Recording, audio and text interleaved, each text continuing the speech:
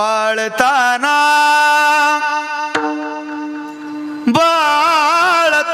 बाळताना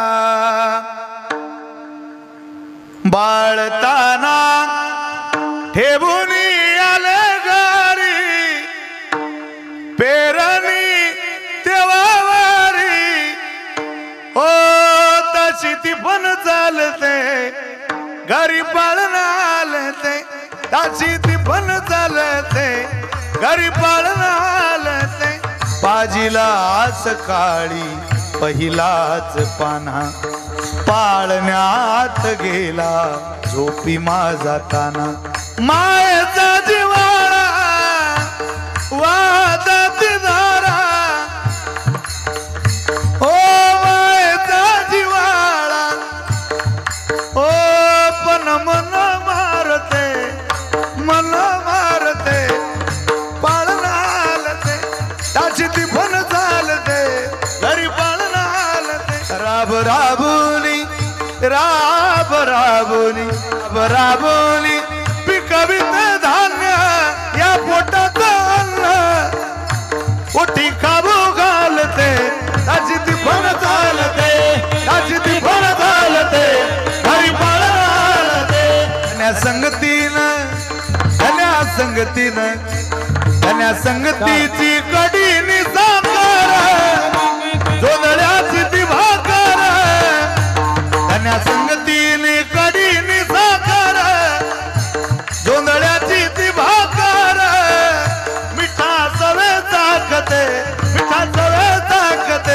घरी पाळणं आलते त्याची ती पण चालते घरी पाळणं आलते त्याची ती पण चालते घरी पाळणं आलते बाळताना बाळताना बाळताना ठेवून आले घरी पेरणी तेवावारी ओ ताशी ती पण चालते घरी पाळणं आलते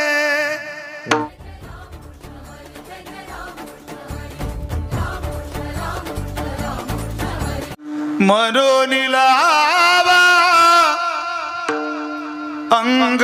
अंगारा मनोनीला अंगारा सामर्थ्याने गजाननाच्या सामर्थ्याने गजाननाच्या संकट जाई माघारा गण गण गणात होते गण गण गणात होते गण गण गणात होते धन करुणेच्या हसत मुखाने शेगावी दरवळतो कधी होली गुप्त चाणक भक्तांना भेटून येतो गण गण गणात होते मंत्र हा मंत्र मुखाने वदन्याचा सामर्थ्याने गजाननाच्या सामर्थ्याने गजाननाच्या संकट जाई माघारा गण गण गणात होते गण गण गणात होते गण गण गणात होते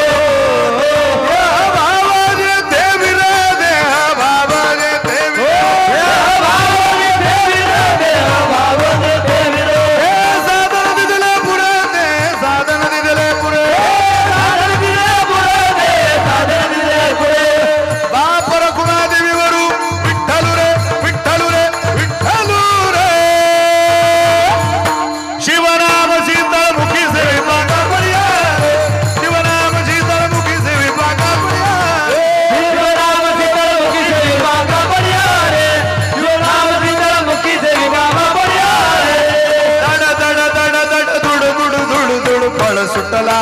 कळी काळा बापुडिया रे पळ सुटला कळी काळा बापुडिया रे पळ सुटला कळी काळा बापुडिया पळ सुटला कळी काळा बापुडिया रे शिवराम शिवराम शीतळमुखी देवी पाका पडिया रे शिवनाम शीतळमुखी देवी पाका पडिया शिवनाम शीतळमुखी देवी पाका पडिया रे शिवनाम शीतळमुखी देवी पाका पडिया रे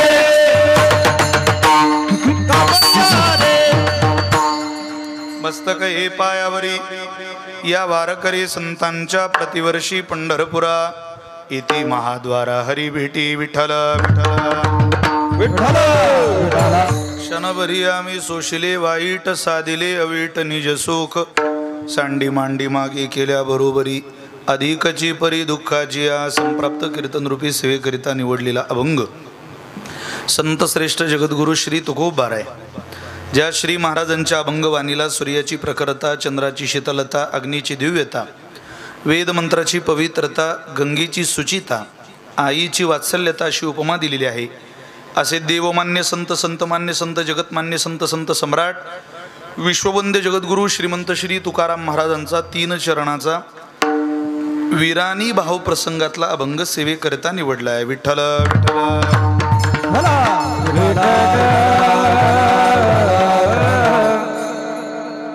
आपल्या या ते तीर्थ ते क्षेत्र जगीतेची पवित्र भक्ती कथेसी मैत्र जया पुरुषा भक्ती कथेसी मैत्र ते तीर्थ ते क्षेत्र भगवान परमात्म्याच्या उपासने करता अत्यंत सोजवळ अशी या दौदपूर गावातली ही भूमी या भूमीला प्रथमता वंदन करतो भगवान श्री सिद्धेश्वराच्या यात्रेच्या निमित्ताने संपन्न होत असलेला हा भव्य दिव्य एक जागतिक दर्जाचा उत्सव मराठवाड्यामध्ये संपन्न होतोय आपल्या सगळ्यांच्या प्रेमातनं जीवाभावातनं कष्टातनं उभा राहिलेला हा उत्सव आहे आपल्या सगळ्यांचा आराध्य असलेल्या भगवान महादेवाचा सोहळा आपण सालाबाद प्रमाणे थाटामाटात करत असतात अभंग सेवेकरता निवडलं या अभंगाच्या द्वारा श्री तुकोबाराय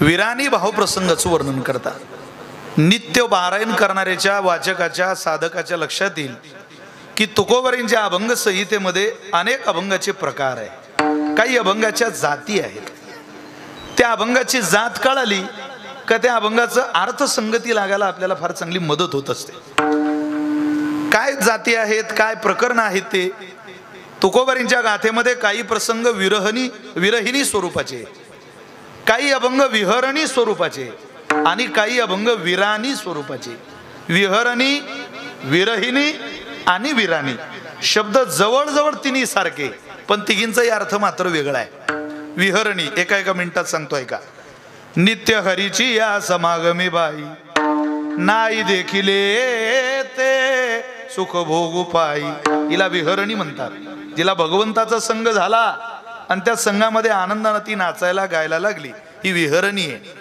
नंबर 2 विरहिणी तिला परमात्मा मिळाला पण तिच्या जवळून देव दुरावला तिच्या अहंकारामुळे एखादं यश मनुष्याला मिळालं तर ते यश पचवता सुद्धा आलं पाहिजे यश पचवण्याकरता ज्याच्या आधारावर यश मिळवलं तो आधार मनुष्यानं कधी सोडू नये ज्याच्या आधारावर यश मिळवलं त्या आधाराकडे वळून पाहत राहावं मोठी माणसं पुढे चालतात पण अवलोकन करत चालतात माग काय घडतंय त्याला सिंहावलोकन म्हणतात सिंह फक्त पुढे चालत नाही सिंहाची चाल इतकी जबरदस्त आहे सिंहाची चाल इतकी वजनात आहे की त्याच्या मागे अवलोकन करणाऱ्याला त्याच्या माग काही फूट अंतरावर चालणाऱ्याला आणि पुढे चालणाऱ्याला उजव्या हाताला आणि डाव्या हाताला त्याचा दरारा त्याला निर्माण करता येतो का त्याची नजर चौकस आहे तो अवलोकन करत चालतो आपण अवलोकन करत नाही भारतातली जवळजवळ अवलोकन करण्याची दृष्टी संपली की काय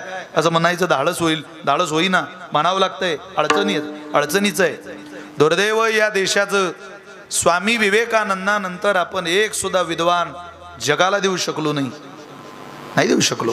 जगावर अधिराज्य गाजवेल असा एक सुद्धा विद्वान स्वामी विवेकानंदानंतर आपण दिला नाही या भूमीला. काय आपल्याकडे बुद्धी नाही? अरे पवित्र देशात जन्माला आलो, पवित्र मातीत राहतो, पवित्र अन्न खातो, गाईला सुद्धा देव मानतो, पशु पक्ष्यांचं सुद्धा रक्त पाण्याची ताकद आमच्या नजरेत नाही, तरी विद्वत्ता हरवली कुठे? याचं कारण असं आहे, आपण जरा प्रवाहात व्हायला लागलो, विशेषतः आपला तरुण वर्ग. तुम्ही पहा, सगळं जगाने निर्माण केलं, वापर आपण करतोय. WhatsApp America, Instagram America USA, Facebook America, हे सगळे ॲप्स जे जगप्रसिद्ध ॲप आहेत, जेवढे जगप्रसिद्ध ॲप्स झाले ते सगळे आउट ऑफ कंट्रीत जन्माला आले, त्यांनी जन्माला घातले, इकडे पाठवले. इमानदारीनं सांगा, याचा पुरेपूर वापर कोण करतो? आपण. बरं, चांगल्या मार्गाने करू याचं आश्चर्य नाही. परवाची घटना आहे, मी ABP माझाला बघत होतो, सातारा जिल्ह्यातली. तुम्ही तरुणांचं संख्या प्रमाण कीर्तनाला जास्त आहे, तरुण मुली कीर्तनाला आहे. ऐका, सातारा जिल्ह्यामधल्या 2 जिवलग मैत्रिणी, 2 जीवाभावाच्या, लहानपणापासून सोबतीला मोठ्या झाल्या, फार चांगली त्यांची जीवाभावाची मैत्री, खूपच जिवलग. एक घास दोघी जणींनी खावा इतकं दोघींचं प्रेम. पण त्यातल्या एका मुलीने विरंगुळा म्हणून, चेष्टा म्हणून इंस्टाग्रामला एका मुलाच्या नावाने अकाउंट चालू केलं आणि सोबतीच्या मैत्रिणीला फॉलो केलं, तिच्याशी ओळख करण्याची प्रयत्न केला. त्या मुलाची आणि मुलीची ओळख झाली, बोलणं चालू झालं. होती मुलगीच, मुलगा म्हणून बोलत होती. बोलता वेग वाढत गेला. 1 वर्ष झालं, 1.5 वर्ष झालं, 2 वर्ष झाली. नसलेल्या मुलाच्या ही मुलगी प्रेमात पडली. इतकी वाहत गेली त्या प्रवाहात. तरुण वय, थोडा अवघड आहे. आपल्या घरी आपल्या बहिणी आहे, आपल्या मुली आहे, आपली भावंड आहे. अवघड काळ सोशल मीडियाचा आलेला आहे. खोट्या मुलाच्या प्रेमात पडली. समोरून मुलगी बोलते, याचं भान नाही राहिलं तिला, कळूच दिलं नाही, मुलगाच म्हणून बोलतोय. इतके एकरूप झाले दोघ जण की 4 वर्षांनी लग्नाचा विचार दोघांच्या मनात आला, विशेषतः मुलीच्या मनात आला. ती म्हणते, मी माझ्या घरी हा प्रसंग काढते, माझ्या वडिलांना सांगते, आपली जात एक आहे, आपले संबंध चांगले, आपली ओळख चांगली, आपण वेल सेटल दोघे आहोत, आपण मॅच्युअर आहोत, आपण आता लग्नाकडे वळालं पाहिजे. ते लग्नाची बातमी ऐकली, ती मुलगी म्हणे, आता काय केलं पाहिजे? इथं फार पुढे आली, आता हिला सावध केलं पाहिजे. पण सावध करतानाच तिचं धाडस संपलेलं होतं, कारण ती खूप पुढे निघून गेली होती. तिनं आपलं समर्पण केलं होतं, त्याला जीवन समर्पित करण्याची भावना तिच्या अंतःकरणामध्ये निर्माण झाली होती. एकदा हृदय दान केलं की ते जिथं दान केलंय तिथून माघारी आणणं इतकं सोपं नाहीये. तरी सहजे मन कोंडले, हृदयीचे असेल उगले, जैसे करचरणी मोडले परी वरून संडे. ज्ञानोबाराय म्हटले, हातपाय मोडले की मन प्रवास करत नाही, तसं तिचं मन थांबलेलं होतं. तू बोलत का नाही? अरे मला लग्न करायचंय तुझ्याशी. अरे बोल ना बाबा, तू बोलत का नाही? मला लग्न करायचंय तुझ्याशी. तू सांग तुझ्या घरी. मी माझ्या वडिलांना सांगितलं, माझ्या आईला सांगितलं, सगळ्यांना सांगितलं, मी तू स्वतः तुझ्या घरी सांग. मुलगा निरुत्तर झाला, बोलत नव्हता. मुलगा नव्हताच तर बोलेल कसा?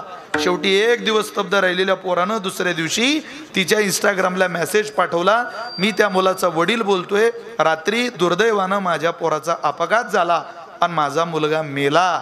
ही बातमी त्या मुलीने वाचली. मुलगा नव्हताच, पण खोटा असलेला, बनावट असलेला, नाटक केलेला, त्या मुलीने हिच्या समोर उभा केलेला मुलगा मेला. हे ज्यावेळेला हिला कळालं, तुम्हाला आश्चर्य वाटेल, तिने 2 तासाच्या आत सुसाईड केलं आणि आपलं जीवन संपवलं. मेली ती पोरगी. या प्रकरणाचा ज्यावेळेला छळा लावला पोलिसांनी, शोध घेतला, त्यावेळेला त्या मुलीला अटक केलं. कधीची घटना ही? मोजून 4 दिवसापूर्वीची, सातारा जिल्ह्यातली ABP माझाला आली. थोडं आश्चर्य आहे. आपण म्हणतो आपण पुढे आलो, होतो त्याच्यापेक्षा मागं आलो. पुढं काय? तंत्रज्ञान विकसित होणं म्हणजे प्रगती म्हणत असाल? माणुसकी संपली, प्रेम संपलं, आपुलकी संपली, सहन करण्याची वृत्ती संपली नाही. एखादं यश आपल्याला मिळत असेल तर ते पचवता सुद्धा आलं पाहिजे, थांबवता आलं पाहिजे. जीवनामध्ये अनेक स्थित्यंतर येत असतात, काळ निघून जात असतो, पण त्या स्थित्यंतराच्या कालावधीत मनुष्यानं गाथा ज्ञानेश्वरी याचं सतत अध्ययन केलं पाहिजे. जीवनामध्ये बदल होतोय असं लक्षात आलं की ज्ञानेश्वरी, जीवनात बदल होतोय असं लक्षात आलं की गाथा. मी बाजूला जातो असं लक्षात आलं की ज्ञानोबा आहे. मी बाजूला जाते असं लक्षात आलं की मुक्ताबाई. संत बाजूला जाऊ देत नाही महाराज. जग तुम्हाला बाजूला घेऊन जायला ओढतंय आणि संत तुम्हाला बाजूला गेलेले म्हणून ओढताय. दुर्दैव आहे तुमचं माझं. आपल्याला बाजूला नेणाऱ्यांच्या ताब्यात आपण आपली सगळी प्रॉपर्टी दिली आणि ज्यांना आपल्याला याच्यातून काढायचंय आणि देवाजवळ न्यायचंय त्यांच्याकडे आपलं फिरकून पाहायला सुद्धा वेळ नाही. तिला देव मिळाला पण अहंकार आला. माझ्याजवळ राहतो, गातो, नाचतो, आमची ताकद आहे, ती गोपी म्हणायची. परिणाम असा झाला, कृष्णे वेधिले विरहिनी बोली, चंद्रमा करी तो बारागी माय, नलवा चंदनु अंगी न घाला विंजनवार, हरिविन शून्य शेजारू गे माये, माझे जीवीचे तुम्ही कावून ना, माझा बळीया तो पंढरी रानाव माय, माझा बळीया तो पंढरी रानाव माय, माझे जीवीचे तुम्ही कावून ना, नंद नंदनु घडी घडियाना, तया विन नवाचती प्राणाव माय, बाप रखुमा देवी वरू विठ्ठलू गोविंदू, अमृत पान गे, अमृत पान गे गे माये. हिला विरहिणी म्हणतात. पण जिचं आज आपल्याला चिंतन करायचंय तिचं नाव आहे वीर राणी. ती बळाची राणी. मनुष्य प्रपंचात असू देत नाही तर परमार्थात असू देत त्याच्याजवळ बळ पाहिजे महाराज. देव बळाशिवाय कृपा करत नाही. तर कोवऱ्या म्हटले आम्ही बलशाली झालो. नायम आत्मा बलहीन लभ्य. ऐका ऐका बारीक, देव बलाशिवाय माणसावर कृपा करत नाही. बल नसेल शून्य किंमत. मनुष्याजवळ बल पाहिजे. अहो मनू भाकर नावाच्या पोरीनं 2 कांस्य पदक या देशाच्या पदरात घातली. 2 बलाच्या आधारावर घातली की नाही. केवळ टाइमपास करत बसली असती, मला शक्य होत नाही म्हटलं असतं, काय मिळालं असतं तिला. 2 कांस्य पदक पहिल्यांदा भारताच्या पदरात घालणारी पोरगी ती. 22 वर्षाची तरुण पोरगी या देशातली. पण जगापुढे भारताचा गौरवानं चेहरा उभा करते. देशाच्या पंतप्रधानापासून तर दाऊदपूरच्या ग्रामपंचायतीच्या सदस्यापर्यंत केवळ केवळ मनू भाकर नावाच्या पोरीचे डीपी, स्टेटस, फोटोज मीडियाला लागलेले होते. का? तिच्याकडे बल आहे. तिचं ते कर्तृत्व आहे. कर्तृत्व नसलेल्या माणसाला पदरात काही मिळत नाही. नायमात्मा बलहीन लभ्य. बरोबर, बलशाली माणसाला परमात्मा कृपा करतो. कोणतं कोणतं बळ पाहिजे हो? त्या बलाचं वर्णन खाली केलेलं आहे. नाही धनेन वहा, नाही कर्मणः, नाही प्रजया. एखादा म्हणेल मी खूप धनाचं बल गोळा केलं. मित्रा, धनाचं बल गोळा करणारे बरेच झाले, त्यांना काही देवाचीच कृपा झाली असं म्हणता येत नाही. बऱ्याच लोकांनी अनितीने द्रव्य मिळवलं म्हणून काय देव कृपा करेल का? अनितीनं मिळवलेलं द्रव्य, धनाचा स्वभाव आहे, ते जसं आलं तसंच निघून जात असतं. श्रावणाचा महिना आहे, सांगितलं पाहिजे थोडंसं. भगवान महादेवाच्या लग्नाला कुबेर महाराज पाहुणे आले. तुम्ही बोर झाले का? मी घरी जाऊ का? तुम्ही अशी काही चिंता टेन्शन वगैरे नाही तुम्हाला? कुबेर महाराज पाहुणे आले. कोणाच्या लग्नाला? महादेवाच्या लग्नाला. ते महाराज पाहुणे आले, आता रिकाम्या हातानं कसं जाता बुवा, काहीतरी घेऊन गेलं पाहिजे. ते एक सोन्याचं नगर घेऊन आले. घर सोन्याचं. एका घरात अनेक घर सोन्याची. कुबेराला आनंद झाला बुवा, महादेवाच्या लग्नाला जायचंय, तिथं विशेष काहीतरी घेऊन जाऊ. नेलं बुवा, प्रचंड आनंद लग्नाला जाण्याचा. त्या लग्नाला गेले, थाटामाटात लग्न लागलं आणि दोघांचं फोटो सेशन चालू होतं, पार्वती मातेचं, भगवंताचं.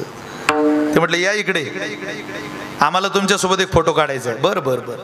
दोघंही बाहेर आले, घराजवळ उभं केलं, सांगितलं हे घर तुम्हाला दिलं आम्ही, आहेर म्हणून आणलंय तुमच्या लग्नात. भगवान महादेव म्हटले का हो तुम्ही ज्ञानेश्वरी वाचलेली नाही बहुतेक, वाचून घ्या. राज्य तेजिले शाने गुंती जाणून स्मशाने वास केला. अहो बाबा, आम्ही राज्याचा त्याग केलेले देव आहे, आम्हाला नकोय हे सोनं नाणं. अहो पण म्हटलं तुमच्याच करता आणलंय तुम्ही खरंय, पण आम्हाला नकोय. बरं आता पार्वती माता ऐकून राहिलं म्हणे, आपला नवरा इतका भोळा, हत्तीच्या पावलानं लक्ष्मी चालून आली आणि हा बाबा म्हणतो आम्हाला काही काम नाही. अरे इथं टुकड़ा फेकून मारत नाही लवकर कोणी. यानं घर आणलं नगर आणलं सोन्याचं ना नाही म्हणतोय. मालक सारखा बाजूला. हत्तीच्या पावलानं लक्ष्मी आली. तुम्ही लय भोळे, तुम्ही लय भोळे. हे भगवान महादेव ऐकत होते. हे प्रकरण मी जेव्हा वाचलं तेव्हा माझ्या लक्षात आलं, देवाची बायको जर देवाला भोळं म्हणत असेल तर आपल्या बॅटरी का कुठं चमकवत बसता. माघार घेतलेली बरी. एक दिवस माझी बायको मला म्हणे तुम्ही लय भोळे, तुम्हाला काही कळत नाही. लोक चंद्रावर चालले, तुम्ही अजून धोत्रावर आहे. तुम्ही लय भोळे, तुम्हाला काही कळत नाही. तुम्हाला कोणी बाजारात फसवू शकते. म्हटलं मी भोळा हे मलाही कळून चुकलं. मला बाजारात कोणीही फसवू शकते हे मला जवळजवळ लक्षात आलं. फक्त फसवणाऱ्याच्या यादीत पहिला नंबर तुझ्या बापाचा आहे. सुरुवात तिथून झाली. सरका बाजूला, तुम्ही भोळे घेऊन टाका तेवढं. हो आम्हाला पाहिजे ते घर घेतो आम्ही. अगं राहू दे, ऐकलंच नाही ते घर घेतलं. भगवान महादेव म्हटले घेतले ना, घेतलं ना आता. पण मी तसा त्या घरात राहायला जाणार नाही. त्या घराची वास्तू शांती करू मगच त्या घरात राहायला जाऊ. भगवंताची श्रद्धा. ब्रह्मदेवाकडे गेले आणि ब्रह्मदेवाला सांगितलं आमच्या घराची वास्तू शांती तेवढी करून द्या. ते म्हटले मला वेळ नाही, माझ्या पोराला घेऊन जा. बापले का कीर्तनकार असले की वडिलाची तारीख बसली की ते म्हणतात माझ्या पोराची करून घ्या. ते म्हटलं पोर का नाही तुमचा नातू, मग नातू न्या. नाही नातवालाही वेळ नाही. मग रावणाला नेता का? रावणाचं नाव ऐकलं महादेव म्हटले बरोबर नेतो. भगवान शंकराच्या घराच्या वास्तुशांतीला रावण महाराज यथायोग्य पूजा झाली. अहो इतकी सुंदर पूजा केली रावणानं. पूजा झाल्यानंतर प्रसन्न झाले भगवान महादेव आणि हात जोडले ब्राह्मण देवते पुढे. सांगा रावण महाराज काय दक्षिणा देऊ तुम्हाला? रावण होता तो म्हटला हे घर ज्याची वास्तू शांती केली ते. भगवान महादेव म्हटले येळा का खोळा तू? अरे तेच तर मला कुणीतरी दिलं, तेच पाहिजे म्हणे मला. जेतेची कृपाला जे वरू तेथेची म्हणे बे विचारू. तरी मी का भस्मासूर अर्जुन म्हणे. जसं भस्मासूर एक कृतज्ञ भेटला ना दुसरा दिलं भगवान महादेवाने. जाऊ दे. पार्वती माता म्हणे पाहो इतकं चांगलं होतं, एक दिवस बी मुक्काम झाला नाही आपला आणि घेऊन गेला तो घर. जाऊ दे पार्वती. हो पण म्हणे त्यानं काय कष्टाने मिळवलं? अगं आपल्यालाच कोणतं कष्टाने मिळवलं होतं? आपण कष्टाने मिळवलं नाही, आलं तसं गेलं. मग त्याच्याजवळ राहील का? पार्वती माता म्हणे तू थोडे दिवस थांब.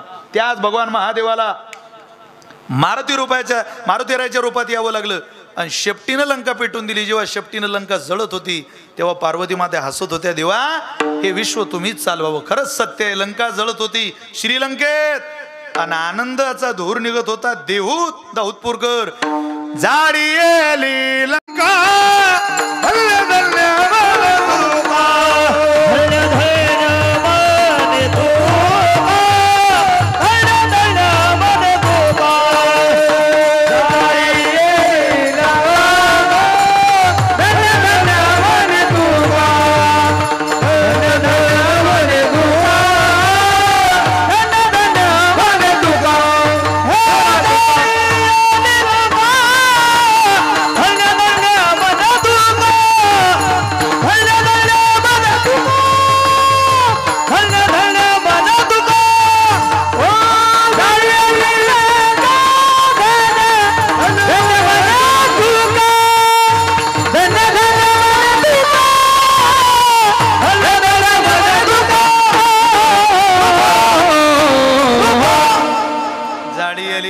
धन्य धन्य म्हणे तुका.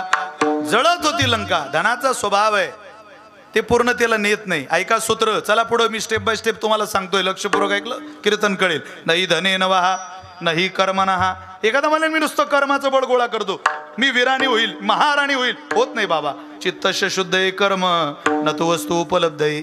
अरे चित्त शुद्धी करता कामाला येणारं कर्म देव कसा मिळून देईल तुला? बरं संपलं. नाही प्रजया हा. एखादा म्हणे मला खूप मुलं आहे. मुलं 60,000 मुलं होते सगर राजाला. पण राग झाली, रांगोळी झाली कपिलाच्या आश्रमात. नुसती पोरं कामाला येत नाही, ती चांगली निघाली अवलाद तर कामाला येते. नुसती पोरं कोणाच्या कामाला येतात? त्याच कुळामध्ये राजा अंशुमान झाला, त्याच कुळामध्ये राजा भगीरथ झाला, त्याच कुळामध्ये राजा दिलीप झाला, त्याच कुळामध्ये राजा भगीरथानं ही गंगा माता आणली आणि त्या 60,000 पोरांच्या उद्धाराकरता, पूर्वजांच्या उद्धाराकरता गंगा मैयाला प्रार्थना केली. आश्चर्य. नाही धने नवहा नाही कर्मणहा नाही प्रजया मग नेमकं देवाकडं जातानाचं बल लागतं कोणतं? त्यागेन एके अमृतत्व मानशु, एक त्यागाचं समर्पणाचं बल परमेश्वराकडे तुम्हाला बलशाली बनवू शकते. आपल्यावर एक कर्तव्याचं ओझं आहे. ज्या भगवंतानं हा जन्म आपल्याला दिला त्याच्या सेवेचं ओझं आपल्या मस्तकावर आहे आणि ते ओझं घेऊन मनुष्यानं वाटचाल केली पाहिजे. आज कोणाचंच ओझं आपल्याला व्हावं वाटत नाही, हे दुर्दैव आहे. इतिहासामध्ये पुराणामध्ये तुम्ही घटना पहा, काय आई वडिलांची ओझी लोकांनी वाहली. अहो, ज्या भीष्माचार्यांचे चरित्र आपण पाहतो त्या भीष्माचार्यांनी वडिलांकरता ब्रह्मचारी व्रताचं पालन करावं. हो, शंतनू नावाचे राजे, त्या शंतनूचा विवाह गंगेबरोबर झाला. लग्न करतानाची प्रसंग घटना बघा कशी आहे. ती म्हणे मी लग्न करते पण मी माझ्या पद्धतीने जीवन जगेल. तुम्ही सांगाल तसं मी ऐकणार नाही. तुम्ही जर मला हा प्रश्न विचारला की तू असं का करते बुवा, तर मी निघून जाईल. हा प्रश्न मला का विचारायचा नाही. तिला 9 मुलं झाले, पोरग झालं की ते नदी सोडून द्यायची. ऐका, 10वं पोरग झालं आणि शंतनूला असं वाटलं आता कोणीतरी वारसदार पाहिजे कुळाला. हे 9 पोरं नदी सोडले, आता 10व्या पोराचं काय? ते 10वंही पोरग नदी सोडायला लागली. तेव्हा ते म्हटले, बघ गंगे, मी तुला आतापर्यंत काही म्हटलं नाही, हे पोरग का नदी सोडते? अगं कोणीतरी लागेल ना. ती म्हणे, मालक आपलं ठरलेलं होतं, प्रश्न विचारायचा नाही, हे पोरग आणि तुम्ही याचा सांभाळ. मी चालली, ती स्वर्गाला निघून गेली, थांबली नाही. ज्या पोराची आई निघून गेली त्याचा सांभाळ करणं किती अडचणीचं असतं. हे आई निघून त्या पोराची गेल्यानंतरचा उरलेला जो बाप आहे, तो बाप झाल्याशिवाय ते दुःख त्या यातना कळत नाही. गप्पा मारणं सोपं आहे, ते सांभाळ करायला लागले देवव्रताचा, अर्थात भीष्माचार्यांचा. ते हळूहळू मोठे झाले. कालांतराने त्यांना एक सत्यवती नावाची स्त्री आवडली. कोणाला? शंतनूंना. खूप जीवापाड प्रेम करायला लागले तिच्यावर आणि तिच्याशी लग्न करावं असा त्यांचा मानस झाला. सत्यवतीच्या बापाकडे तिचा हात मागायला गेले, हे आम्हाला द्या. प्रसंग गोळ आहे, तुम्ही लक्षपूर्वक ऐकलं तर कळेल. ते म्हटले, मी द्यायला अडचण नाही, पण तुम्हाला अगोदरचा एक मुलगा आहे, माझ्या पुरीबरोबर विवाह कराल, राजा तो होईल. माझ्या पुरीचा काय उपयोग? मला राजमाता बघायची, माझी कन्या. तुम्हाला पोरगी देऊन काय करू? पोरा करता बापानं प्रेम सोडलं, परत आले, माझ्या करता माझा मुलगा महत्वाचा आहे, बाकी काही नाही. घरी आले पण उदास झालेले. तो उदास चेहरा भीष्माचार्यांनी देवव्रतांनी बापाचा पाहिला. भीष्माचार्य नंतरचं नाव, पण ते देवव्रतांनी पाहिला आणि ते म्हटले, वडिलांची ही नाराजी आपल्याला काही पचत नाही. काय समर्पण असेल महाराज, काय त्याग असेल, काय बल असेल भीष्माचार्यांजवळ. इतिहासातली पहिली अशी घटना आहे, एक पोरगा बापाची सोयरीक मागायला गेला, बापाकरता मुलगी मागायला गेला. स्वतः गेले सत्यवतीच्या वडिलांकडे, म्हटले, माझ्या वडिलांना पत्नी नाही, मला आई मागायला आलोय, आम्हाला तुम्ही आई म्हणून तुमची कन्या द्या. ते म्हटले, मी द्यायला तयार आहे, पण राजा तू होशील. मी संकल्प सोडतो, आता स्वप्नात सुद्धा माझ्या राज्य येणार नाही. नाही, संकल्प सोडतो. गंगेच्या पाण्याने पाणी घेतलं, संकल्प सोडला. तो म्हटला, तू राजा होणार नाही रे, पण तुझं लग्न झाल्यावर तुझ्या पोरांच्या मनात जर राजा व्हायचं आलं तर माझ्या पुरीच्या पोरांनी काय करायचं? त्यांच्या डोळ्यात पाणी आलं. इतिहासातला पहिला असा बाप आहे, पहिला असा मुलगा आहे ज्यानं गंगा मातेचं पाणी घेतलं, हात जोडले, सांगितलं, आजोबा, अहो माझ्या राज्याची भीती होती, तोही संकल्प सोडला. माझ्या पोरांची भीती जर तुमच्या मनात असेल तर हा देवव्रत तिथं शपथ घेतो, मी आजन्म ब्रह्मचारी व्रताचं पालन करेल, माझ्या बापाकरता मी लग्नच करणार नाही.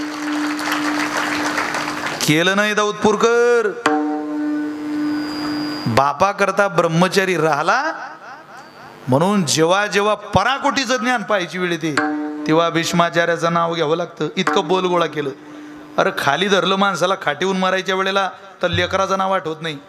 जे शरपंजरी पडलेले होते त्यांना सहस्र 1000 देवाची नावं अंतकाळात आठवली. विष्णू सहस्रनाम अंतकाळातलं शरपंजरी पडल्यानंतर तुम्ही वाचून बघा विष्णू सहस्रनाम. अंतकाळात 1000 नवदेवाचे आठवतात.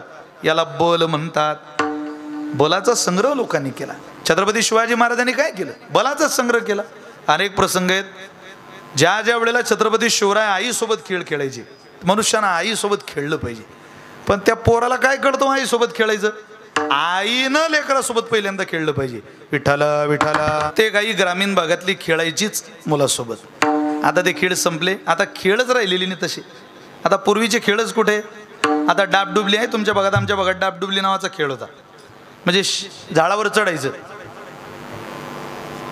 थोडं कमी उंचीचं झाड, त्याच्या खाली गोल रिंगण, हो, आणि ते वरून मग पकडायला जायचं. अहो सेकंदात माणूस झाडावर चढायचा. तुमच्याकडे काही वेगळं नाव असेल त्याला, डब, आमच्याकडे त्याला डाबडुबली म्हणायची. डाब डाब डब डाबडुबली, म्हणजे बंटीवर बबली नाही एवढं ठीक आहे बाबा. डाबडुबली लई खेळ महाराज. ते दबाकुटीचा खेळ, अरे बापरे काय होतं त्या खेळामध्ये. ते चेंडू तयार करायला जायचा, आणि जितकी ताकद आहे महाराज तितक्या ताकदीनं तो समोरच्याला जीव जाईल लखन बुवा एखाद्याचा, एवढी ताकद नव्हती लावत तेव्हा, मारून फेकायचं समोरच्याला. अहो काय सहनशीलता तयार व्हायची. आता खेळ, आता अख्खा जमाना पबजीचा आला. एका पायावर उभा राहून तो पोरगा विचारतो भारत मॅच जिंकीन. भारत कशी मॅच जिंकीन भाऊ, तू ताट उभा राहा आधी. भारत मॅच जिंकण्याकरता तू ताट असला पाहिजे पाठीचा काना तुझ्या. आश्चर्य आहे, व्यसनाचं खूप मोठं प्रमाण वाढलं. आई खेळ खेळायची, आऊसाहेबांनी खेळ खेळावा महाराजांबरोबर, आणि त्या खेळामध्ये शोभा हारले. शोभा हारल्यानंतर साहजिक आहे आपसूक डोळ्यात पाणी आलं. जवळ घेतलं शोभांना. शोभा अरे रडू नको, क्षत्रिय मेला तरी त्याला स्वर्ग आहे, आणि जिंकला तर गादी. जो क्षत्रियाच्या कुळात पैदा झाला त्यानं रडणं त्याच्या धर्माला शोभा देत नाही. तो रडू नये, त्याला स्वकर्माची जाणीव असली पाहिजे.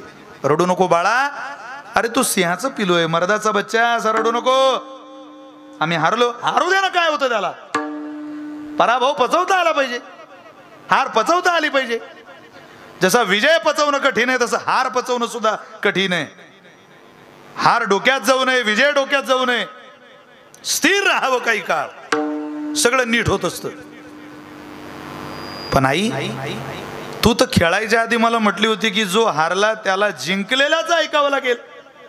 हा बाळा, तुला माझं ऐकावं लागेल. सांग ना मा, मी काय ऐकू तुझं. आता हाताला धरून किल्ल्याच्या बाहेर आणलं आणि उभं केलं महाराजांना. दूरवर नजर घातली. शुभा बघ बघ बघ, लांब कडला माझ्या बोटाकड बघ. तुला काय दिसतंय रे तिकडे? मोठं नगर शहर दिसतंय मा. हा, शहराच्या मागे काय दिसतंय? कडेकोट दिसतोय, डोंगर दिसतोय, दर्या दिसताय. त्यात काही दिसतंय का? मा एक किल्ला दिसतोय. हा, किल्ल्यावर काय दिसतंय? हिरवं हिरवं दिसतंय का सगळं? शोभा त्या किल्ल्यावरचं जेवढं हिरवं दिसतंय तेवढं भगवं करून द्या आम्हाला.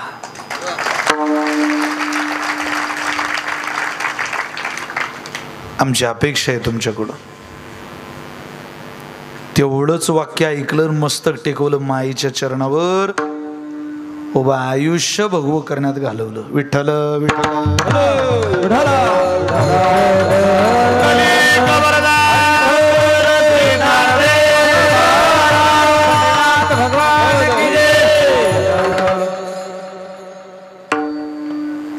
बल गोळा केलं तसं बल गोळा करता आलं पाहिजे. संग्रह बलाचा झाला की एक दिवस ते बल आनंद देत असतं. तुकोबाराय तुम्ही काय केलं? क्षणभरी आम्ही सोशिले वाईट, आम्ही सहन केलं. आता सहन केलेलं असतं, खूपच सहन केलेलं असतं तर सांगायला अडचण नाही. थोडंच तसं सहन केलं महाराज, आणि त्यातही तुम्ही म्हणताय सहन केलं. बरं किती सहन केलं तुम्ही? क्षणभरी. पण हा क्षण म्हणजे केवळ क्षण नाही, उभा आयुष्य आहे. बघा, ऐकलं तर कळेल. कधी कधी एक क्षण वाटतो, जवळचा मित्र भेटावा 20 वर्षाने, आणि रात्री गप्पा सुरू व्हाव्या. रात्री सुरू झालेल्या गप्पा रात्र कधी निघून जाते कळत नाही. सकाळ झाली की आई येते, पोरवो रात्र गेली रे, बोलता बोलता आवरा पटकन, तुम्हाला जरा परळीला जायचंय. रात्र गेली, अरे 5:45 वाजले. हा हा हा हा, मग आता उरकलं पाहिजे. म्हणजे रात्र बोलता बोलता निघून गेली. काय पोरं तुम्ही मूर्ख. आई म्हणते, आई अगं असं काय बोलते, आम्ही बोलत होतो रात्रभर, हे कळालंच नाही आम्हाला. असं वाटतं आताच गप्पा सुरू झाल्या. हा मैत्रीतला संवाद आहे. जसं रात्रभर केलेल्या गप्पा सुद्धा क्षणासारख्या वाटतात. त्या गोपिकांना देवाने रास क्रीडेचा प्रसाद दिला. या रास क्रीडेची राती ब्रह्माचा आमास केली होती. गोपिका अर्धाक्षण मानती काग बसती उगवला. 6 महिने ब्रह्मदेवाची रास क्रीडा चालली. पण 6 महिने चाललेली रास क्रीडा ज्या वेळेला सूर्यनारायण उगवला त्यावेळेला त्या गोपिका त्याला म्हणायच्या, तू वेडायस का? का उगवला तू? आम्ही देवाबरोबर गात होतो, नाचत होतो, हसत होतो. तो म्हणे मावले हो 6 महिन्यानं आलो मी. 6 महिन्याने आला? हो, ते माझे नाही ब्रह्मदेवाचे. पण त्या म्हणतात गोपिका अर्धाक्षण मानती. देवाबरोबर घातलेला आनंद सुद्धा क्षणाचा वाटतो आणि देवाकरता सहन केलेलं सुद्धा क्षणाचं वाटतं. तुकोबारे म्हटले आम्ही सहन केलं, पण जन्मभर सहन केलं, पण जन्मभर सहन करून जे मिळवलं त्याचा आनंद वेगळा आहे. तुकोबारेंचा स्वभाव असा आहे दाऊदपूरकर, एक तर सहन केलेलं आणि उपकार केलेलं तुकोबारे कधी बोलून दाखवत नाही. कीर्तनाला बसलेल्या मंडळींना माझी विनंती आहे, विशेषतः तरुणांना, मुलींना, मुलांना, सहन करणं हा शब्द जरा जवळचा बनवा. नांदणारीला कारण सांगता येत नाही म्हणतात. जिला नांदायचं असतं ना ती एका पातळावर सुद्धा नवऱ्याबरोबर प्रपंच थाटते. यातल्या अनेक महिला दाऊदपुरातल्या अशा बसल्या असतील कीर्तनाला, ज्या या गावात नांदायला आल्या त्यावेळेला त्यांची परिस्थिती त्यांनी आज वळून जर बघितली तर अंगाला काटे येत असतील. संध्याकाळच्या जेवणाची व्यवस्था नव्हती लोकांकडे. दिवसभर काम केल्याशिवाय या औष्णिक केंद्र व्हायच्या अगोदर, हा परिसर डेव्हलप व्हायच्या अगोदर तुम्ही तुमचं अवलोकन करा आयुष्याचं. आपल्या आईवडिलांनी दिवस कसे काढले असतील, हे उत्सव कसे केले असतील, भगवंताची सेवा किती केली असेल, काय सहन केलं असेल आमच्या आईने, काय सहन केलं असेल आमच्या बापाने. थोडा वेळ सहन करून माणसाला जे बळ मिळतं, ताकद मिळते, यश मिळतं, ते आनंद देत असतं. सहन केल्यानंतर यश मिळावं. हो, लोक आम्हाला म्हणतात कधी कधी तुमचं बरं चाललंय, अरे मागं ओढून बघ जरा. सहन करणं कशाला म्हणता, याच्याकरता शेती इतकं उत्तम उदाहरण कोणतंच तुकोबारे देऊ शकत. अरे पेरलं एक तेव्हा कणूस खायला मिळालं, एकाचा नाश केला, संपावं लागलं त्याला. संपल्याशिवाय पुढं घडवता येत नाही. सहन केलं लोकांनी. आता सहज बाजारात पैसे उपलब्ध होता दाऊदपूरकर. विशाल महाराज खोलेचे शब्द जरा डोक्यात शिरवा. 10-15 वर्षा अगोदर एखाद्याकडून व्याजानं जरी पैसे घ्यायचे म्हटले तरी त्याच्याशी वर्षभर चांगलं बोलावं लागायचं, तेव्हा तो व्याजानं पैसे द्यायचा वर्षभर. अरे आमच्या घरी निघालेली पहिली दयाची खोप म्हशीच्या, पहिलं खिरसाचं दूध आमचा बाप त्या सावकाराच्या घरी घेऊन जायचा. यानं अडचणीत कामाला आलं पाहिजे, वा पोरांना मदत केली पाहिजे. हो, तुमच्या माझ्या अनेक पोरांचे झोके मोठ्या भावानं दिलेले आपल्याला लक्षात ठेवा. झोपून द्यावं लेकरून, आईनं शेतात जावं. बाळताना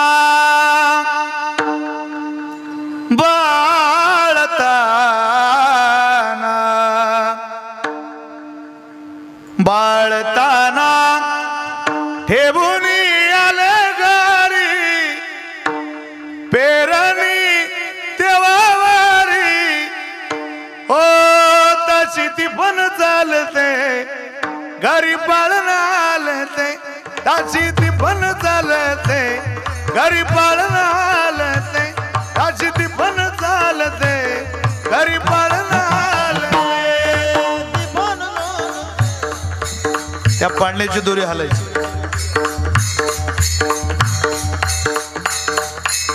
पाजीला सकाळी पहिलाच पाना, पाजीला सकाळी पहिलाच पाना, पाळण्यात गेला झोपी माझा ताना, पाळण्यात गेला झोपी माझा ताना. तिला भरून यायचं मायेचा जिव्हाळा, पाना फुटायचं तिला, वादात धारा. ओ मायेचा जिव्हाळा, ओ पण मन मारते, मन मारते, पाळणं आलते, ताशी ती पण चालते, घरी पाळणं आलते, ताशी ती पण चालते, घरी पाळणं आलते. कोण जाणे बाई हा गरिबी संसार, वाहते या डोई देशाचा हा भार. राब राबुनी राब राबोनी राब राबोनी पिकवित राब राबोनी पिकवित धान्य या पोटात अन्न पोटी खाबू घालते ताजी ती पण चालते ताजी ती पण चालते घरी पळालते ताजी ती पण चालते घरी पळालते हे सहन करणे सहन केलं तिने कोणी लिहिलंय मला माहिती नाही पण महाराष्ट्रातल्या कर्तबगार शेतकऱ्याच्या माऊलीनं सहन केलेलं दुःख त्या माणसाने शब्दात आणलं सहन फक्त शेतकरी करू शकतो सहन करणं हा स्वभावच त्याचा आहे हा धर्मच त्याचा आहे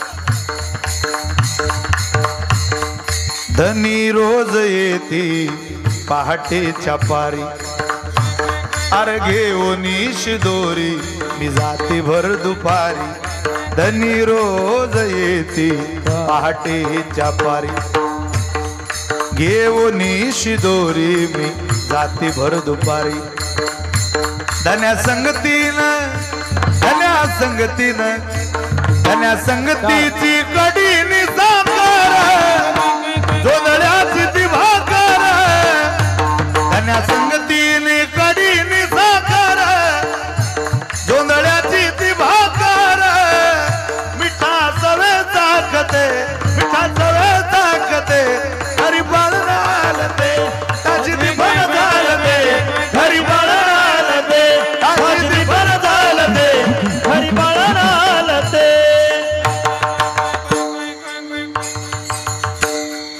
बाळताना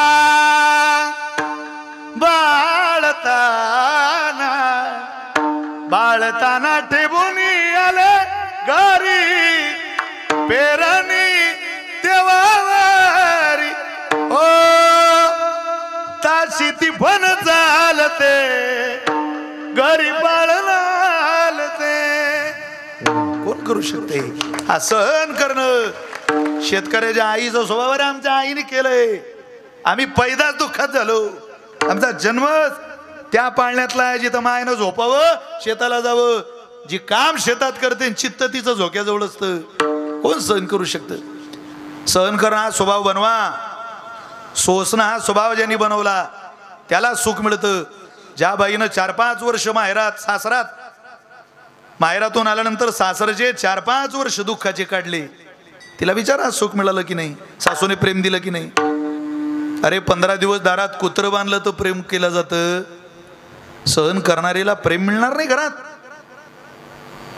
नाही इच्छा होत सहन करण्याची ते म्हणतात ना ती एसटीतून बाई खाली उतरली नवरा तिला विचारतो का कुठं गेलती काही नाही म्हणे गेलती जरा एका ठिकाणी मला काम होतं कशाला तेच म्हणे आपलं नेहमीचं कारण आपल्याला पोरग होत नाही मग तू गेलती कोणाकडं बा मी गेलती एका महाराजांकडं ते भविष्यकार आहे लय मोठे भविष्यकार आहे अरे बापारे काय म्हणत ते म्हणत तुम्हाला पोरग होईल पण त्याच्याकरता तुमची सासू मरणं खूप गरजेचं आहे ती बाई मेल्याशिवाय काही हा योग तुमच्या आयुष्यात येत नाही अरे बापरे तो म्हणे तू जा घरी आता तुम्हाला काय वाटतं ग म्हणे पटला निर्णय तू जा घरी तो तिथून घरी आला नाही सासरवाडीला गेला आणि थेट सासू घेऊन आला बायको म्हणे माझ्या आईला कशाला आणलं अगं म्हणे माझी आई आपल्याला संपवायची घरात आपलं बाळ आहे पोरग होईल ना उद्या आपल्याला ते पोरग झाल्यावर लेकरू झाल्यावर कोणी त्या घरात त्या पोराला सांभाळायला एखादी माऊली पाहिजे की नाही म्हणून तुझी आई आणली ते बाई म्हणे मग काय माझा नवरा आहे महादेवाच्या पुढचाच आहे हो इथं नंदी आहे पुढं तुला लय आनंद झाला महाराज महादेवाच्या पुढचा ते म्हणे घ्या निर्णय थांब म्हणे एवढा दाऊदपूरकरांनी सप्ताह आयोजित केला काय खर्च केला गावकऱ्यांनी पावसाळ्यात मंडप घातला वॉटरप्रूफ मंडप कूलर बिलर थेट व्यवस्था आहे बंदोबस्त मांडी घालून बसा पाय लांबून बसा शक्य झालं अंग टाका थोडं पण या बुवा कीर्तनाला चोख बंदोबस्त केला थोडं थांब एवढा आठवडा होऊ दे घेऊ निर्णय ती म्हणे लवकर निर्णय घ्या काला झाला आणि ती नवऱ्याला म्हणे तुम्ही निर्णय आजच काळजी करू नको आज दुपारी आपल्या आईला भेटला आई तू कुठं झोपती ग म्हणे इथं तिची आई इकडून माझं ऐकशील का काय तिच्या आईला तुझ्या जागेवर झोपव तुझ्या जागेवर तिच्या आईला झोपव आणि तू तिच्या आईच्या जागेवर झोप जागा बदल का रे म्हणे ऐक म्हणे बदलली जागा आता थंडीचे दिवस कुळकुळ कुळकुळ कुळकुळ झोपल्या म्हाताऱ्या अंगावर घेऊन बरोबर रात्रीचे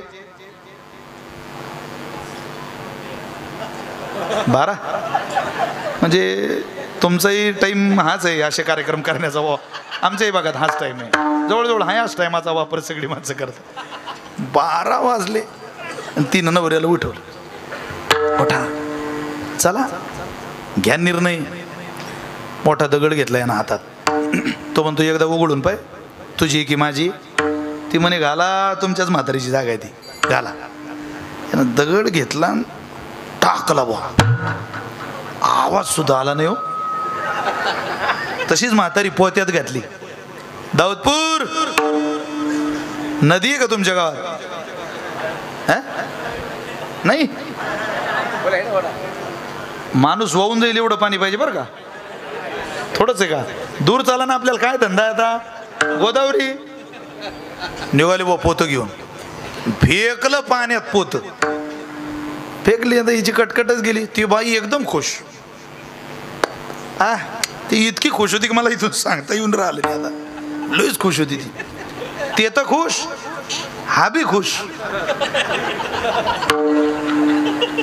ती म्हणे याला काय झालं आता लग्न लोकांचं नाचतं येड्या डोक्याचं तो म्हणे तू घरी चाल तू बीपी जर लो नाही झाली तर माझ्या नाव बदलून ठेवजो तू तुला गोळीच घे नाही उद्यापासून बीपीची घरी आली तिला झोपच लागे ना बुवा तिनं रवी घेतली लावायला आणि एक गाणं म्हणायची रवी लावताना घुसळम घुसळम लावते रई सासूबाई गेल्या पाण्यातही घुसळम घुसळम लावते रई सासूबाई गेल्या पाण्यातही घुसळम घुसळम लावते रई सासूबाई गेल्या पाण्यातही हा म्हणे झोपू दे ना धड त्याने घेतली बादलीन बसला गाई खाली तिचं चालूच घुसळम घुसळम लावते रई सासूबाई गेल्या पाण्यातही यानं बादली घेतली गाईच्या कासेवर पाण्याची थाप मारली तिच्याकडे पाहतो सांगतो दुधम दुधम दुबतो गाय दुधम दुधम दुबतो गाय वाहून गेली तुही माय घरात आहे पठ्ठ्याची माय पटत नसेल तर जाऊन पाय गेली जो हात पाय हलवत बाहेर आली कसं झालं कसं झालं कसं झालं आता हसून मोकळे झालात ना तुम्ही आता माझं प्रमाण आहे का दुसऱ्याचं सहन करण्याची वृत्ती नसली का समोरच्याचा त्रास आपल्यावर येत असतो लक्षात ठेवा म्हणून दुसऱ्याचं म्हातारपण निदान आपल्या बापाचं आणि आपल्या सासूचं म्हातारपण सहन करण्याची वृत्ती ठेवा या दाऊदपूरच्या सप्ताहाचं कल्याण होईल काहीच दिवस 9 दिवस नवरात्रीचे उपवास करताना रागानं सासू पुढं ताट लोटा कोणता देव फोटो काढणारी तुमचा तिकडे जाऊ सहन करणं शिका 5-7 वर्ष शरीराचा स्वभाव थक नाही पारमार्थामध्ये सहन करावं लागतं आणि प्रपंचामध्ये सहन करावं लागतं सासूची प्रेत यात्रा गावातून निघाली का सुनेचं नाव सासूच्या प्रेत यात्रेत लोकांनी घेतलं पाहिजे इतकं चांगलं वागण्याचा प्रयत्न करा देऊ द्या तिच्या कर्मानं काय शाप द्यायचा आणि काय त्रास द्यायचा तिला देऊ द्या म्हातारपण तसंच असतं आपली अवस्था कशी होईल देव जाणे ज्यांनी सहन केलं त्याला यश मिळालं तुकोबारे म्हटले आम्ही खूप पारमार्थिक साधने सहन केलं नेमकं काय सहन केलं महाराज काय सहन केलं त्याचे पुरावे अनेक एक पुरावा म्हणतो महाराजांना पहिलं चरण मानायला लावतो काय काय सहन केलं महाराज बोलतात याची लागी वो ते जियले भोग याची लागी वो ते जियले भोग याची लागी वो ते जियले भोग याची लागी वो ते जियले भोग याची लागी वो केले नाना याग याची लागी वो केले नाना याग याची लागी वो केले नाना याग याची लागी वो केले नाना याग याची लागी वो अष्टांगादि योग याची लागी वो अष्टांगादि योग याची लागी वो अष्टांगादि योग याची लागी वो अष्टांगादि योग याची लागी या विषयाचा त्याग लागी विषयाचा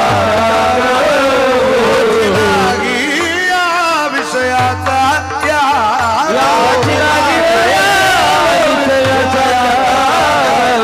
जन्मांतरी केली ही सूचना जन्मो जन्मांतरी केली सूचना जन्मो जन्मांतरी केली सूचना जन्मो जन्मांतरी केली सूचना जन्म जन्मांतरी सूचना जन्म जन्मांतरी केली सूचना जन्म जन्मांतरी केली सूचना जन्म जन्मांतरी केली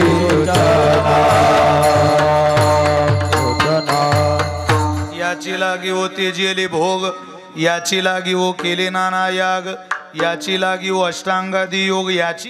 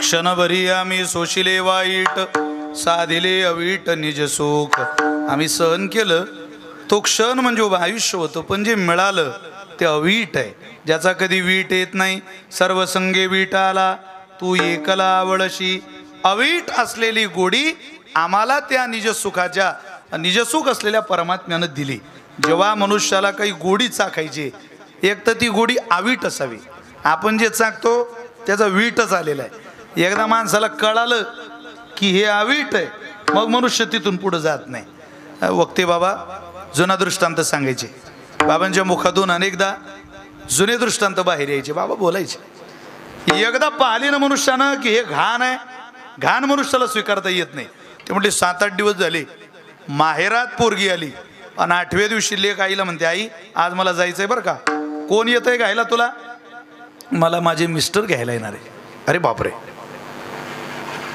बर बर सगळ्यात विशेष आमची मिसेस आणि तिला घ्यायला मिस्टर म्हणजे आजच येणार आहे का हो आजच येणार आहे आई विचारते सोने काय आवडतं का तुझ्या नवऱ्याला ती म्हणे आई त्यांना बासुंदीला आवडते हो का हो बर बर बर मग मी बासुंदीच बनवते आज जरा त्यांना खायला अख्ख्या दाऊदपुरात फिरली दूध गोळा करायला दूध पाहिजे बुवा जावई येणार आहे दूध पाहिजे बुवा जावई येणार आहे दूध पाहिजे बुवा जावई येणार आहे अख्ख्या गावात 40 लिटर दूध गोळा केलं जावई एकटा येणार नव्हता ना 2-4 मित्र टगे बिगे एकदम एकटी माणसं सासरवाडीला जात नाही हिनं 40 लिटर दूध गोळा केलं आणि लागली ते दूध घोटायला 40 लिटर दूध घोटता घोटता हिनं 20 लिटरवर आणलं आणि जावई आला असा आनंद झाला तिला जावयाचं ओवाळणं करायला गेली, दरवाजातच जावयाच्या कपाळाला तांदूळ लावायच्या ऐवजी साखर लावली, तोंडात तांदूळ घातले. या जावई बापू, या जावई बापू. तिला एकदम भारावून गेलेली ती. जावयाला हात घेतलं आणि गेल्या गेल्याच बायकोनं सांगितलं, तुमच्या आवडीचं जेवण बनवते बरं का माझी आई. अरे वा, याला वाटलं बरे बाबा बासुंदी चालली. बोलला नाही, बसला तिथं. याच्या समोरून बासुंदी घोटणारी सासू याला दिसत होती किचनमध्ये. त्यानं पाहिलं, म्हणे जोरदार तयारी दिसते बासुंदीची. नेमकी त्या कालावधी तिला सर्दी झालेली होती. कोणाला? सासूला. वक्ते बाबा सांगायचे बरं का, आता ज्याले फुल सर्दी व्हायला त्यानं स्वयंपाकाच्या लांब राहावं. त्या पंक्तीत इतके काही काही आगाऊ माणसं असतात, त्याले फुल सर्दी व्हायला त्याच्याच हातात गुलाबजामची बादली असते. गुलाबजाम घ्या, गुलाबजाम घ्या. अरे काय गुलाबजाम खातो, ते बादली घेऊन जाय तू पंक्तीतून बाहेर. बरं, तुपाचा स्वभाव आहे, ती अग्नीजवळ गेल्यावर म्हणून लवकर तूप अग्नीजवळ निघू नये. आणि बसली ना अग्नीजवळ फिरवत ती. तिला काही ते शक्य झालं नाही बुवा, देहाचा धर्म. तिला शिंक आली आणि तूप बासुंदीत पडलं. आता तिला वाटलं 40-20 वर आलं घोटून घोटून. पण आता बाहेर काढायचं म्हटल्यावर नवीन दूध पाहायचं पुन्हा घोटायचं ते जमणार नाही. तिला वाटलं जाऊ दे, घ्या घोटून. घेतलं ना तूप घोटून. जावयाने ते पाहिलं, तो म्हणे मेलो गळ्या. जीव गेला तरी बासुंदी खायची नाही म्हणे, काही झालं तरी चालेल. त्यानं ठरवूनच घेतलं ते बासुंदी खायची नाही. चालूच घोटणं, स्वयंपाक रेडी झाला तयार. आणि पानं वाढले, मित्र बसले डाव्या हाताला, मेवना बसला, सगळी काही 2-4 सासरवाडीतली प्रमुख माणसं बसली. ताटं वाढले आणि बासुंदीच्या वाट्या आणल्या. तर म्हणे मामी,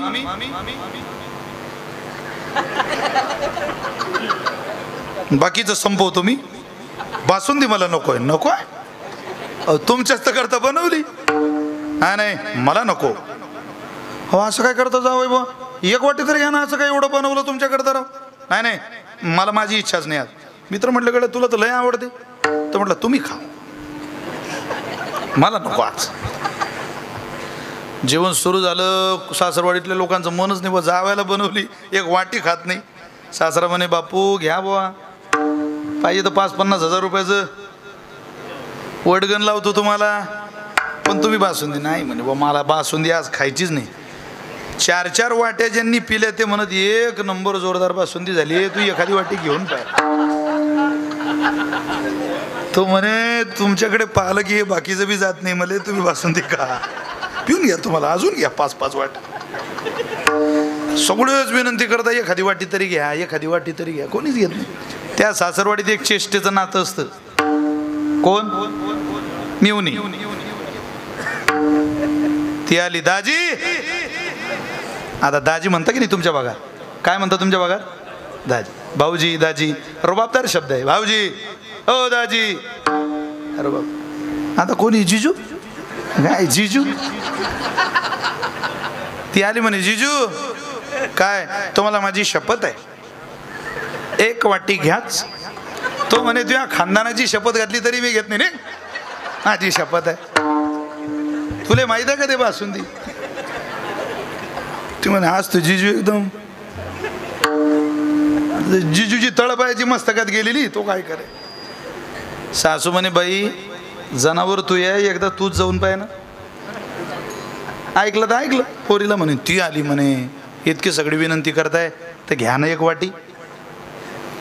तो म्हणे नेमकी बासुंदी खाऊ की या जगात मिळत नाही ते तूप खाऊ, तुले बुद्धी आहे का काही? दृष्टांत संपला. वक्ते बाबाचा भाव खूप गोड सांगायचे.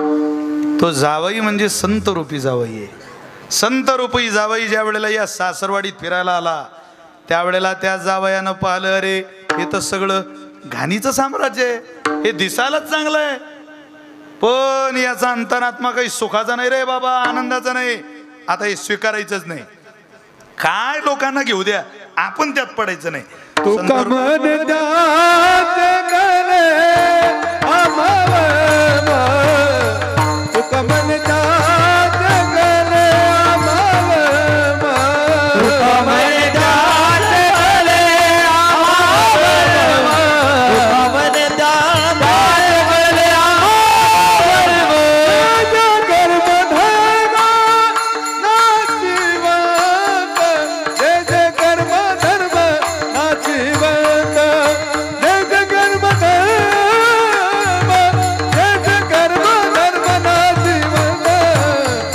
आणि कन लगे बाई कपनाद आणि कन लगे बाई कपनाद. जे कर्म धर्म नाशिवंत ते नाशाला जाणार आहे. तुका म्हणे त्याचे कळले आमावर. मग आता त्यात पडायचं नाही, आता त्याचा त्याग करायचा. आणि त्याग केल्यानंतर विटणार. चांगलं दिसलंय पण विटलेलं आहे, काय खाता त्याला.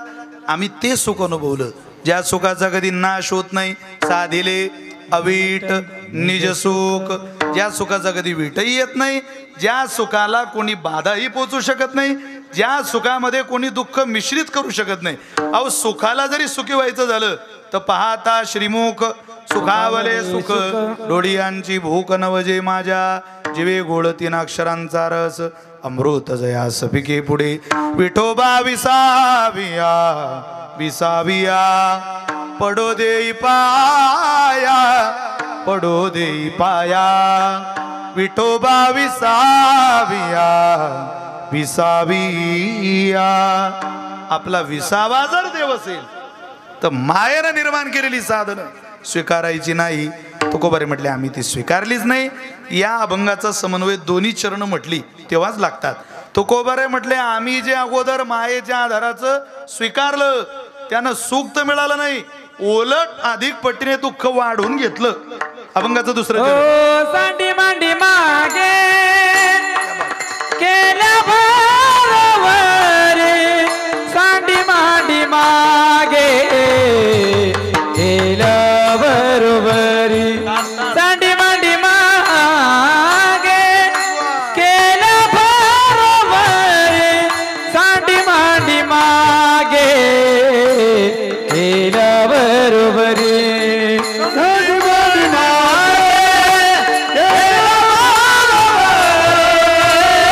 सांडी मांडी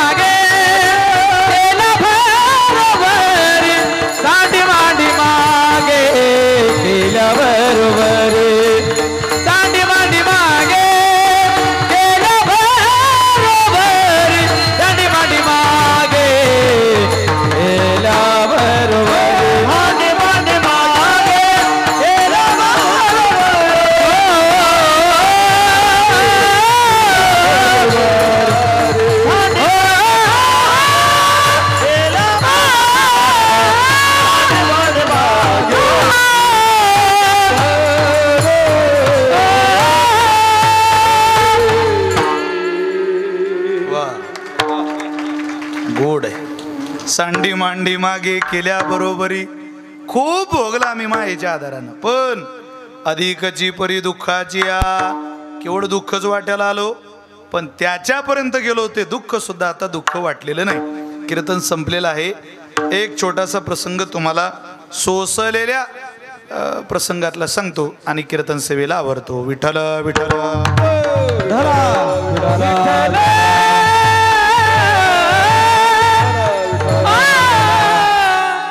ऐका, सोसणं खूप झालं आणि सुख मिळालं की सोसणं संपून जातं. ज्या वेळेला जगन्नाथपुरीला अनेक दिंड्या जातात, पंढरपूरला जशा दिंड्या जातात तशा जगन्नाथपुरीलाही जातात. तुम्ही बोर नाही झाले, ऐकताय? जगन्नाथपुरीला वारकरी पद्धतीत भजन करत भजनावलीत जात वारी करण्याची पद्धत आहे. त्या जगन्नाथपुरीला सजन कसई नावाचे वारकरी निघाले, महान संत. वारीला लागले, मजल दर मजल मुक्काम दर करत करत करत करत भजन करत प्रवासाला लागले.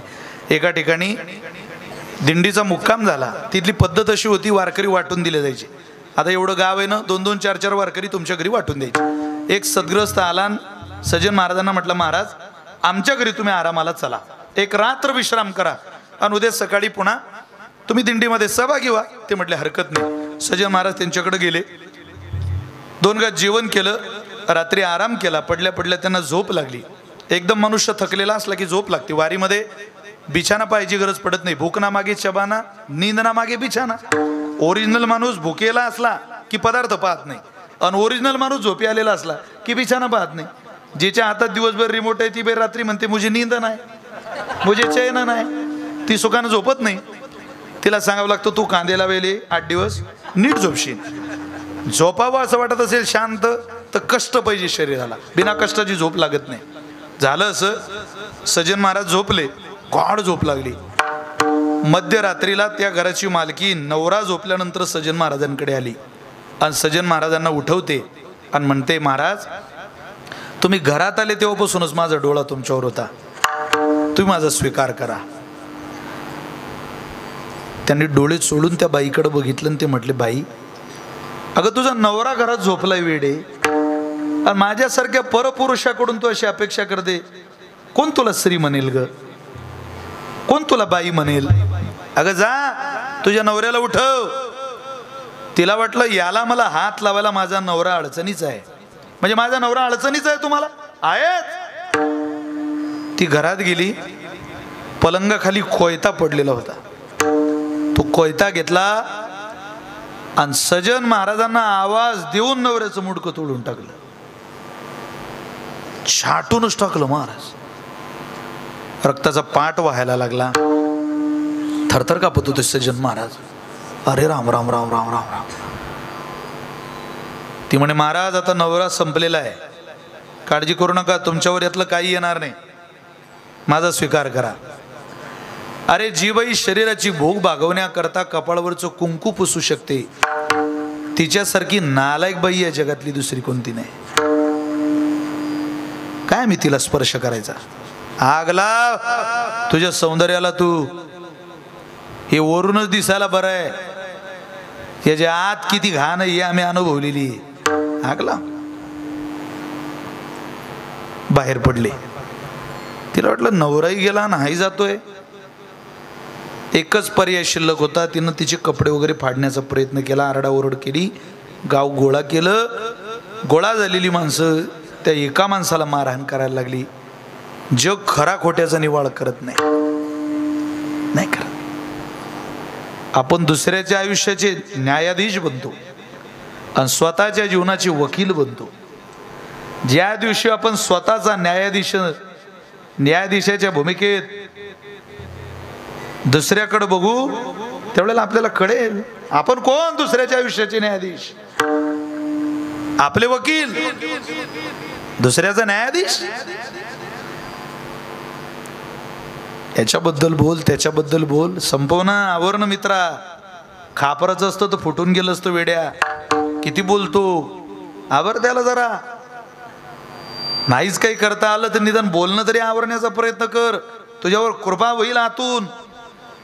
जग एवढंच म्हणेला कोणाशी बोलत नाही, पण फलकट बोलतो म्हणणार नाही.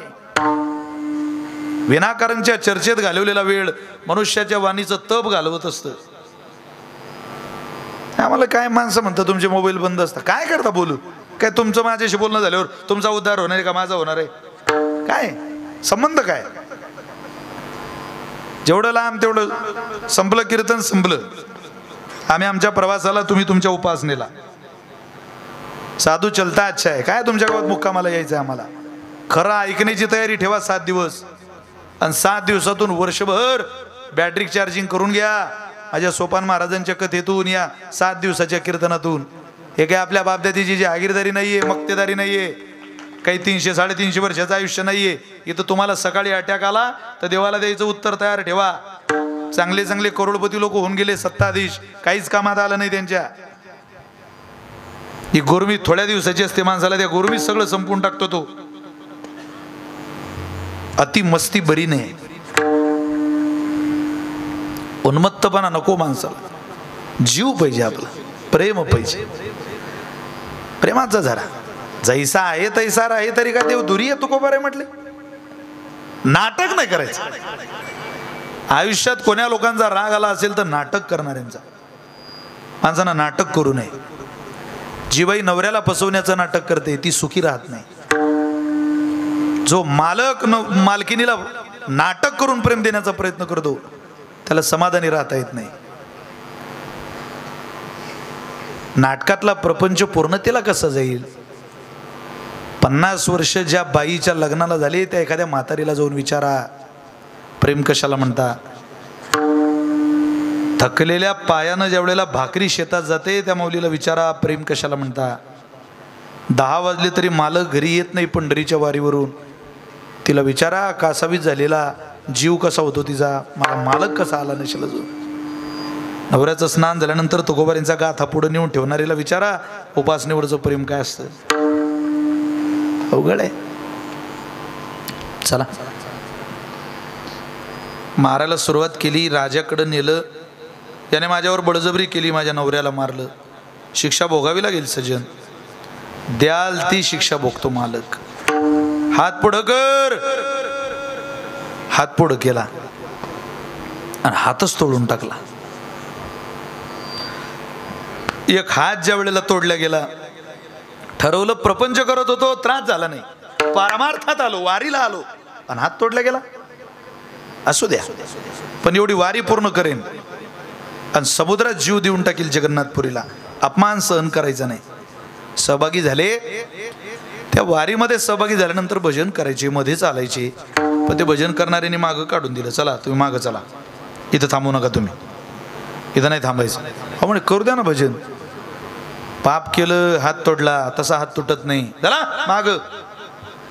रडत होते. कोणी दिलं तर आणून काही खायला तेच खायचे, कोणी फळ दिलं फळ खायचे, कोणी पाणी दिलं प्यायचे. कोणाच्या घरी झोपायला गेले नाही, मंदिरात झोपायचे, रोडवर झोपायचे, एकटे राहायचे. लोकांतात राहायचं नाही. जगन्नाथपुरीपर्यंत जाऊ आणि मरून जाऊ. आता देवानं पाहिलं का रे माझ्या सजनला इतका त्रास. देवानं रथ पाठवला आणि सांगितलं जा माझ्या सजनला घेऊन या. जगन्नाथाचा रथ आला. जेव्हा कोणीच नसताना आपलं, तेव्हा माय जगन्नाथ, बाप जगन्नाथ, अनाथाचा नाथ जनार्दन घ्यायला गेले आणि घेऊन आली सजनला रथात. तर देवानं बोलावलं. असा आनंद झाला. परमात्म्याजवळ आले, दर्शनच घेतलं, लोटांगण घातलं. प्रभू खूप त्रास झाला, पण असू दे. एक प्रश्न विचारायचा आहे तुला आणि मला, निघायचं इथून, मला मरायचं आहे. प्रश्न एवढाच आहे, रथात बसवणारा तू आहे की हात तोडणारा तू आहे, तेवढं सांग. भगवान म्हटले, सजन हात तोडणारही मीच आहे आणि रथात बसवणारही मीच आहे. काळजी करू नको रे. अरे तुला रथात बसवण्याकरता हात तोडणं गरजेचं होतं. ज्या वेळेला तुझा हात तोडला त्यावेळेला तुझं कर्म होतं. म्हणजे तुझ्या पुढून गाय पळत होतीस सजन, गाय पुढं, गाईच्या मागं कसाब पळत होता. त्या कसाबाला त्या गाईला कापायचं होतं. गाय पुढं कसाब मागं, गाय पुढं कसाब मागं. कसाबा समोरून गाय इतकी वेगात पळत गेली की कसाबाच्या नजरेला गाय दिसली नाही. गाय तुझ्या समोरून पळत गेली. तू चौकात उभा, चौकातून कोण्या दिशेला गाय पळत गेली कसाबाला माहिती नाही. तो तुझ्याकडे आला आणि त्यानं तुला विचारलं गाय कुठे. तू बोलला नाही सजन, पण तू गायीच्या दिशेनं हात दाखवला. जिकडं गाय गेली होती तिकडं तू हात दाखवला. तुझ्या हाताचं ते कर्म होतं. तुझ्या हातामुळं तो कसा पुढं गेला आणि त्या कसाबानं गाईला मारलं. गाय मारायला कारण तुझा हात होता, तुझा हात तोडणं गरजेचं होतं. वा देवा, कर्माचं फळ भेटलं, आता बरं वाटलं. माझ्याच चुकीनं भेटलं ना, हरकत नाही. पण देवा, अरे माझा हात तोडला असता फक्त, पण या हाताकरता त्या बाईनं तिचा नवरा मारला ना, त्याचं काय? बाईनं नवरा नाही सजन, गाईनं कसाब मारला. केले कर्म झाले, तेची भोगा आले, उपजले मेले. ऐशे किती हे सजन माझ्या जवळ मांडीवर बसवलं त्याला. बैस इथं देवा, मांडीवर नको रे, किती वेळ बसू? अरे ते वारकरी जोपर्यंत येत नाही तोवर बैस. ते सगळे वारकरी आले आणि मग भगवंतावरच्या मांडीवर बसलेला तो सजन पाहला. ते म्हटले, हा तर नालायक माणूस आहे, आम्ही दिंडीतून काढून दिलेला, देवाच्या मांडीवर कसा बसला? ते म्हटले, परमात्म्याने आवाज दिला, वारकऱ्यांनो दर्शन पाहिजे का तुम्हाला माझं? हो. सजनच्या पायावर डोकं ठेवा आधी, तुम्ही त्रास दिलाय. माफी मागितली, डोळ्याला पाणी आलं सजन महाराजांच्या. पुन्हा त्याची पायी घाला मिठी घातली. कसं वाटतंय सजन? एवढंच वाटतंय देवा, जेव्हा मी ते भोगत होतो तेव्हा त्या यातना कठीण होत्या, पण ज्या वेळेला तू मांडीवर घेतलं त्यावेळेला असंच म्हणावं वाटतंय, क्षणभरी आम्ही सोशिले वाईट, साधिले अवीट निज सुख, सांडी मांडी मागे केल्या बरोबरी, अधिकची परी दुःखाची या. 11 वाजले, कीर्तनाची वेळ संपलेली आहे. बोल बोलता 2 चरणाचा भाव आपल्याला सांगितला, 3रं चरणाचा भाव सांगतो आणि सेवेला आवरतो. 2 मिनिट भजन करा. विठोबार कुमाई, बार कुमाई, बार कुमाई, बार कुमाई, बार कुमाई, बार कुमाई, कुंडली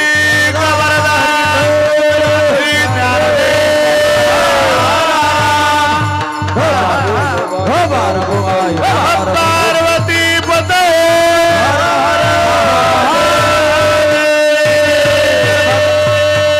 सिद्धेश्वर भगवान की जय.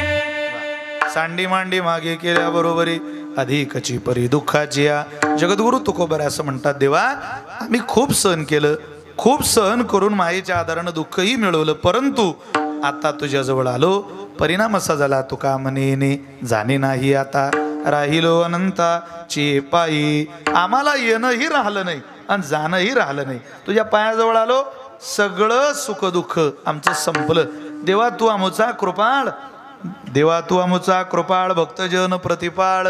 नाटामध्ये तुकोबरे बोलतात, आता खऱ्या अर्थाने तुझी कृपा आमच्यावर झाली आणि ती कृपा आम्हाला आनंद देणारी आहे, समाधान देणारी आहे. आता तुझ्याकडून कसलीही अपेक्षा नाही. तुका मने येणे जाणे नाही आता, राहिलो अनंताची पायी. आपण देवाकडे जावं, देवाकडंच राहावं अशी जर अपेक्षा असेल तर सोसायची सवय लावून घ्या, एवढी विनंती आपल्याला सगळ्यांना करतो. आणि